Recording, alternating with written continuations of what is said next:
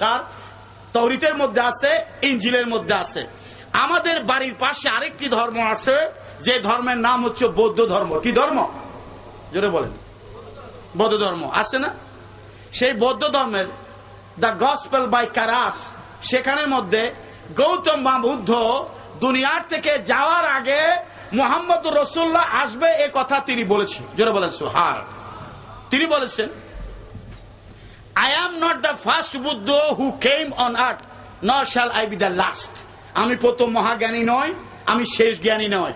In another time, another Buddha will arise, wholly perfected, wholly perfect. আরেকটা মহাজ্ঞানী তিনি আসবেন, who will be known as Mitraya. তার পরিচিত হবে, তার পরিচিত নাম হবে কি? মিত্রয়া। কি হবে?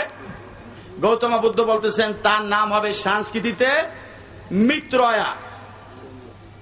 শিষ্যরা জিজ্ঞাসা করলো, হুজুর তাকে আমরা কেমনে চিনবো সেই মহাবুদ্ধকে? বলে তার নাম হবে মিত্রয়া, শান্তি এবং করুণার মূর্ত প্রতীক, যার শানে আল্লাহ বলেন মিত্রয়া মানে মিত্র, বন্ধুত্ব, মানবতাবাদী, শান্তি এবং করুণা যার মধ্যে থাকবে।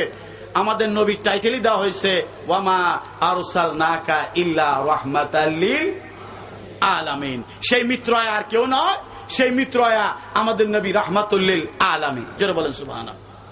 সর্বশেষ আরেকটি ধর্ম হিন্দু ধর্ম। কোন ধর্ম? জোরে বলেন কোন ধর্ম? হিন্দু ধর্ম।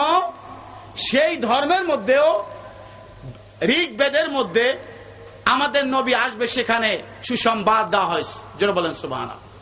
সেখানে বলা হয়েছে কলিযুগে মানব জাতির মুক্তির জন্য একজন জগৎ গুরু আসবেন। কি আসবেন? জোরে বলেন কি? কলিযুগ এখন থেকে 3000 বছর আগে, আর সামনে 2000 বছর। এই 5000 বছরকে হিন্দু ধর্মীয় ভাষায় বলা হয় কলিযুগ। কি যুগ? যে একজন জগৎ গুরু আসবেন। কি গুরু? জগৎ গুরু।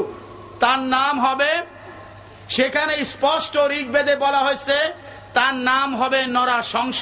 কি হবে? যেটা বলেন কি? নরাশংস। বাংলায় চরম প্রশংসিত জন, আরবিতে মোহাম্মদ সাল্লাল্লাহু আলাইহি ওয়াসাল্লাম, ইংরেজিতে মোস্ট প্রেইজড ওয়ান। যেটা বলেন সুবহানাল্লাহ, মোস্ট প্রেইজড ওয়ান। সেখানে আরো বলা হয়েছে এই জগৎ গুরুর পিতার নাম হবে বিষ্ণু যশ। কি হবে?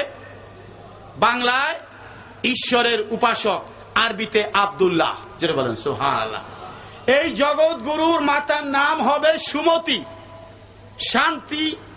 শান্ত ও মননশীল স্বভাব যুক্তা, আরবিতে যাকে বলা হয় আমেনা।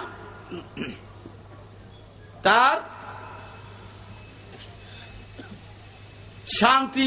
শান্ত মননশীল স্বভাব যুক্তা, যার নাম হবে আমেনা। এই জগৎ গুরুর তিনি ধ্যানমগ্ন অবস্থায় ঐশী বার্তা গ্রহণ করবেন, পরশুরাম কর্তৃক ঐশী বার্তা গ্রহণ করবেন। আমরা বলি জিবরাইল ফেরেশতা, হিন্দু ধর্মীয় ভাষায় বলা হচ্ছে পরশুরাম। আমার সংক্ষিপ্ত বিভিন্ন ধর্ম থেকে রাসূলুল্লাহর আগমনের সুসংবাদ সংক্ষিপ্ত ভাবে আপনাদেরকে আমি বললাম। আমি আর এই আয়াতের বেশি সামনে যাব না, because you know the time is at the premium. We have to make cut short all our details program, and we have got our limitation in any way.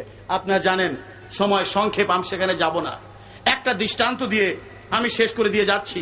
রাসূলুল্লাহ সাল্লাল্লাহু আলাইহি ওয়াসাল্লাম মানব জাতির সর্বশ্রেষ্ঠ মহামানব, যার শুভাগমনের মাস এটা। বর্ডলি নামে একজন আমেরিকান, আপনাদের কাছে বলি 1962 সালে রাসূলুল্লাহ সাল্লাল্লাহু আলাইহি ওয়াসাল্লাম বর্ডলি দ্য মেসেঞ্জার বই লেখেন।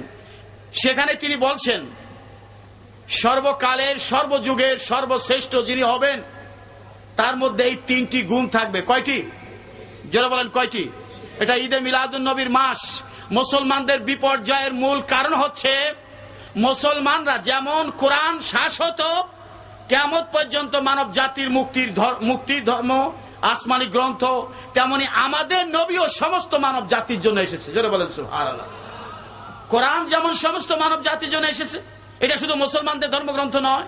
তেমনি আল্লাহ বলেন কিতাবুন আনজালনাহু ইলাইকা লিতুখরিজান NASA Minaj জুলুমাতি ইলান Noor, A book which